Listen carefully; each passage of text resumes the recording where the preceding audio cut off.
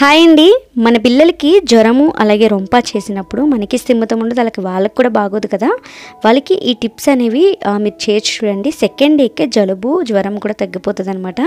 Even తగ్గకపోతే మీరు పీడియాట్రిక్ని consult అవ్వాల్సి ఉంటుంది. నేనైతే మా పాపకి రొంప చేసినప్పుడు నేను ఈ ఫుడ్ అనేది పెడతాను. సెకండ్ డేకే చక్కగా ఆడుకుంటూ హ్యాపీగా నవ్వుతుంది అనమాట. సో జలుబు చేసిన ఫస్ట్ డే తన ఫేస్ చూడండి ఎంత నీరసంగా ఉందంటే, చాలా డల్ అయిపోయింది, ఫీవర్ కూడా వచ్చేసింది అనమాట. అలాంటప్పుడు మనం ఉగ్గు లాంటివి అలాగే బయట నుంచి వచ్చిన ఫుడ్ అంటే సెర్లాక్ లాంటివి పెట్టకూడదు. ఇంట్లో న్యాచురల్గా తయారు చేసే ఫుడ్ నేను కొన్ని చెప్తాను. అలాగే పిల్లలకి నైట్ టైము పిల్లలకి గురక సౌండ్ రాకుండా, నెక్స్ట్ వచ్చేసి వాళ్ళకి కఫం ఎక్కువ అవ్వకుండా ఉండడం కోసం ఫస్ట్ స్టెప్ అనమాట. మార్నింగ్ లేచిన వెంటనే ఇలా ఒక కప్లోకి 1 స్పూన్ వరకు ఆయిల్ తీసుకొని ఇందులోని మనం హారతి కర్పూరం ఉంటుంది కదండి, హారతి కర్పూరాన్ని 1 స్పూన్కి 2 హారతి కర్పూరాలు తీసుకోండి. వీటిని ఇలా స్మాష్ చేసుకొని ఆ ఆయిల్లో వేసేసుకోండి. ఈ ఆయిల్ బేబీకి చాలా బాగా పనిచేస్తుంది అనమాట. ఆ టైంలోని వాళ్ళకి చాలా రిలీఫ్గా ఉంటుందండి ఊపిరి పీల్చుకోవడానికి. తర్వాత ఇందులో ఒక 6 లేదా 5 వరకు మనం ఇక్కడ లవంగాలు వేసుకోవాలి. వేసుకొని మనం కొంచెం సేపు ఇలా హీట్ చేసుకోవాలన్నమాట. చాలా జాగ్రత్తగా హీట్ చేయండి. మళ్ళీ మనకి ఆయిల్ మంటకి టచ్ అయింది అనుకోండి ఫైర్ అవుతుంది అనమాట. అందుకని కొంచెం ఆ లవంగాలు వేగేంత వరకు వేడి చేసుకుంటే సరిపోతుంది అనమాట. ఈ ఆయిల్ని బేబీకి మనం అరికాళ్ళలోను, అరచేతుల్లోను, వీపు భాగంలో, ఊపిరితిత్తుల భాగంలో తలకి అప్లై చేయాల్సి ఉంటుందన్నమాట. నేను మీకు వీడియోలో చూపిస్తానండి. ఈ ఆయిల్ రెడీగా పెట్టేసుకొని ఉంచుకున్నాడు అనుకోండి, బేబీకి ఫీవర్ వచ్చేటప్పుడు అలాగే రొంప చేసినప్పుడు ఈవెంట్ టోన్గా మనం వాళ్ళకి యూజ్ చేసుకోవచ్చు. ఇన్స్టెంట్గా కూడా ఉంటుంది అనమాట. సో నేనైతే ఇలాగే చేస్తానన్నమాట. మా పాప సెకండ్ డేకి యాక్టివ్గా అయిపోతుంది. మళ్ళీ ఆ రొంపని మనం కంటిన్యూ చేయకూడదు, అంటే రెగ్యులర్గా పెట్టే ఫుడ్ పెట్టకూడదు. అందుకని ఇలాంటి టిప్స్ ఫాలో అయ్యామనుకోండి డాక్టర్ దగ్గరికి వెళ్ళాల్సిన పని కూడా ఉండదు.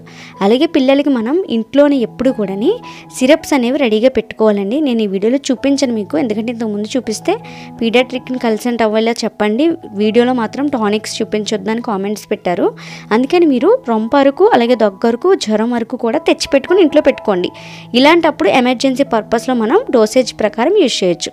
ఇప్పుడు ఈ ఆయిల్ని తలకి కొంచెం ఆయుష్ పట్టు దగ్గర అప్లై చేశాను. ఊపిరితిత్తుల భాగంలో కొంచెం ఇలా రబ్ చేయండి, బాగా రబ్ చేయండి, వేడి పుట్టేటట్టుగా రబ్ చేసింది. వీపుకి, అరికాలులో, అరచేతిలో కూడా రబ్ చేసేసేయండి. చాలా హాయిగా ఉంటుందండి, వాళ్ళకి చాలా బాగుంటుంది. అలాగే రొంప చేసినప్పుడు పిల్లలకి అసలు బాత్ అనేది చేపించకండి. ఈవినింగ్ టైంలోనే కొద్దిగా వేడి నీళ్ళతో ఒళ్ళనే తుడవాలన్నమాట. తర్వాత ఇక్కడ మనం వాళ్ళకి టిఫిన్గా మనం ఇక్కడ ఒక స్పూన్ వరకు మనం జీలకర్ర తీసుకోవాలంటే అర గ్లాసు టీ గ్లాస్ అంత వాటర్ తీసుకోండి.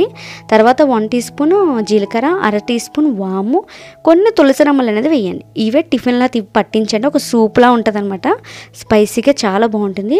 ఈ వాటర్లో మనం కొంచెం సాల్ట్ వేసుకొని పిల్లలకి కనుక ఒక టిఫిన్ లాగా పట్టించామనుకోండి, ఒక సూప్ లాగా మనం ఇది ఇవ్వచ్చు అనమాట పిల్లలకి. ఇంకెలాంటి ఫుడ్ అనేది పెట్టకుండా మార్నింగ్ ఎంటీ స్టమక్తో ఈ వాటర్ అనేది పట్టించండి. వాళ్ళకి ఇప్పుడు ఆకలి వేస్తుంది, అలాగే మనకి ఈ రొంప అనేది కూడా తగ్గుతుంది అనమాట. వాళ్ళకి ఆ జ్వరం కూడా అలా చెమటలు పడతాయి ఒళ్ళంతాను. మీరు ట్రై చేసిన తర్వాత మీకే అర్థమవుతుంది. అలాగే కొంచెం కోల్డ్ రిలీఫ్గా కూడా తనకు బాగుంటుంది అనమాట. నేనైతే ఇలాగే చేస్తాను, ఎప్పుడు ఇలాగే చేస్తాను అనమాట. సెకండ్ డేకి మా పాప యాక్టివ్గా అవ్వడం గమనిస్తూ ఉంటాను.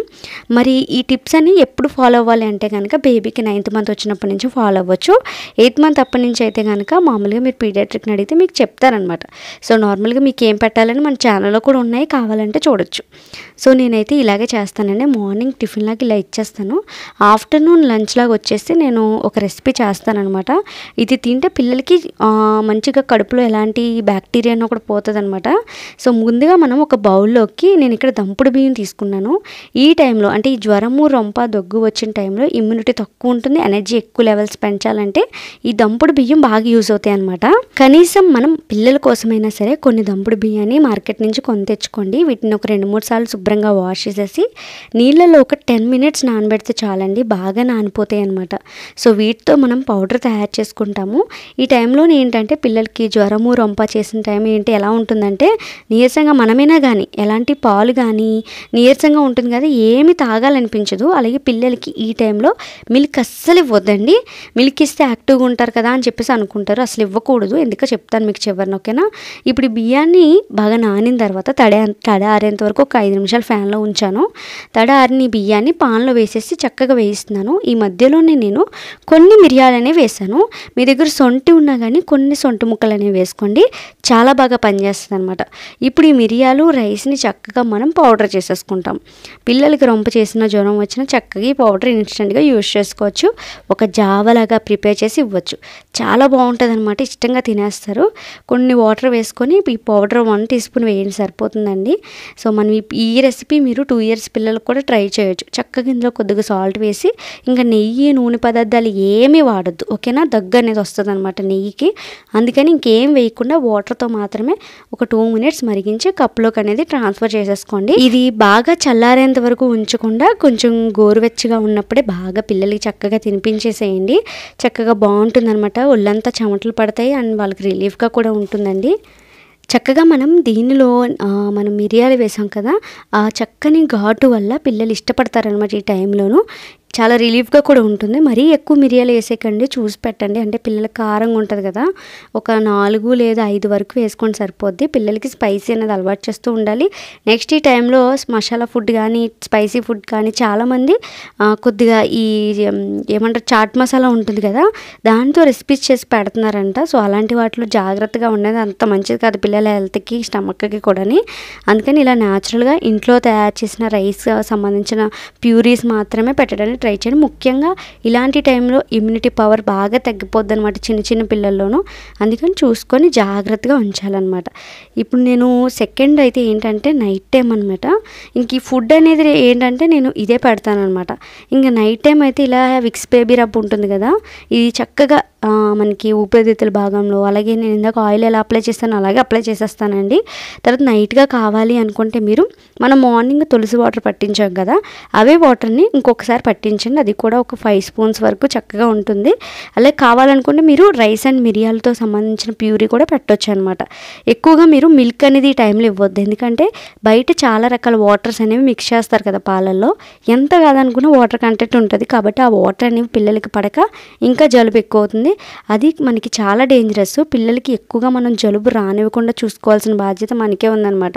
ఇది న్యూమోనియా వ్యాధికి సంబంధించి దిగిపోతుంది అనమాట. అందుకని రొంప అనేది ఎక్కువ రోజులు ఉండకుండా చూసుకోండి. మా బేబీకి అయితే నేను ఇలాగే చేస్తాను అనమాట. ఒక రోజు మొత్తం కూడా ఇదే ప్రాసెస్ స్టార్ట్ చేస్తాను. సెకండ్ డేకి చక్కగా ఆడుకుంటుంది అనమాట. ఫస్ట్ డే ఉన్నంత డల్గా సెకండ్ డే ఉండదు. చూడండి ఎంత చక్కగా ఆడుకుంటుందో, చక్కగా టీవీ చూస్తూ. జలుబు కూడా చక్కగా క్యూర్ అయిపోయింది. ఈ ఫుడ్ ఈ సిమ్టమ్. మళ్ళీ మనం చల్లని వాటర్ అస్సలు పట్టించకూడదు. చక్కగా వేడి నీళ్ళు కూడా కాచి పెట్టుకోండి. ఈ ప్రాసెస్ అనేది చేశారనుకోండి పిల్లలు చాలా హెల్తీగా ఉంటారని తొందరగా అనేది రికవరీ అవుతారనమాట ఈ కోల్డ్ అండ్ కాఫ్ నుంచి అండ్ ఫీవర్ నుంచి కూడా. ఓకేనా. మీకు ఈ వీడియో నచ్చితే మాత్రం లైక్ చేయండి, షేర్ చేయండి అండ్ సబ్స్క్రైబ్ చేసుకోవడం మాత్రం మర్చిపోవద్దు. Thank you for watching. Bye bye.